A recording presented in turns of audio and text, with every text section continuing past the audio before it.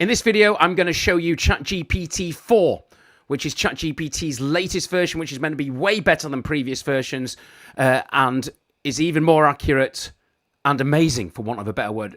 I think the best way to describe ChatGPT compared to, say, Google search is if you search on Google for something, it will bring up an article someone's actually written. So if you said in Google, how do I bake a chocolate cake? It will bring up an article that's been typed and written where it's got a recipe for a chocolate cake. Whereas if you typed in, how do you bake a chocolate cake in ChatGPT, it's like an expert chef is going to use their brain, artificial brain, to write that recipe for you. I think that's the way to describe it. Let's just show you. Here is ChatGPT. You can see that there's 3.5 and there's ChatGPT-4. And the comparison between the two is that this is ChatGPT. That has got a reasoning power of 3 out of 5. It's fast, 5 out of 5. And its conciseness is 2 out of 5. Well, you go to ChatGPT-4. Here's the scores for that. It has got 5 out of 5 for reasoning, 4 out of 5 conciseness, but it is a bit slower. All right. I don't really want to insult ChatGPT-4's intelligence and ask it to please give me a unique recipe for a chocolate cake. I probably spent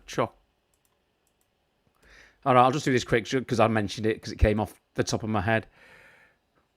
Chocolate espresso tangerine cake. There you go. It's never been done before. So this is where it's okay. It's creating a unique recipe here. It is not accessing Google. It is quite mind-blowing. And it is generating my unique recipe with a strong brew. Yeah. I dare you. Go on, take a screenshot of that. I want you to make this.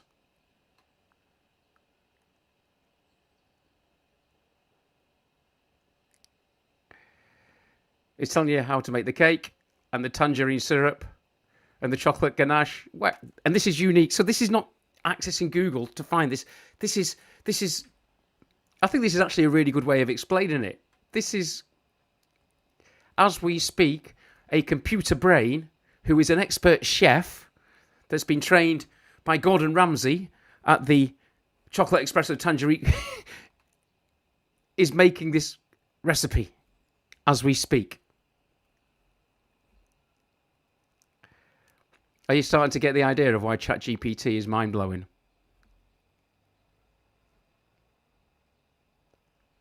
All right. I'm going to stop generating that now, but do you get the idea? Another question. Make sure I go on to ChatGPT-4. Can you advise me? Well, no, that's just ask it a question. I have to say. Right, this video. Okay, so I'm doing a video about ChatGPT-4. Please. Why am I asking it, please? YouTube, title, description, and tags, and any two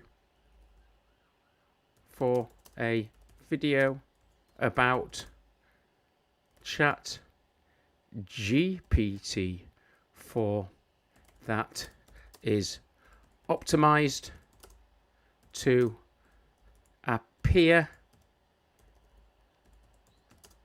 in the YouTube search for the term ChatGPT-4. All right. It might say it can't necessarily promise to do this, but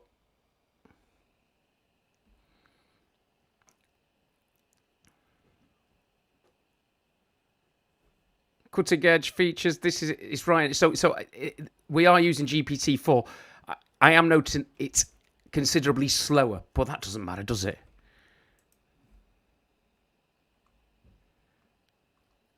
It's even giving me the intro with the timings, which obviously is not much good, but because that's not going to be the same. But I can change those around a bit, can't I? 20-minute video. I'm not standing here for 20 minutes.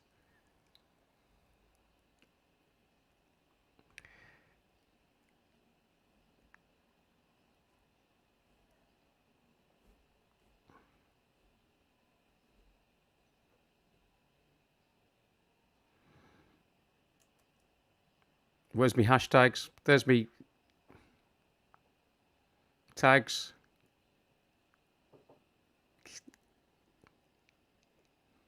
Wow.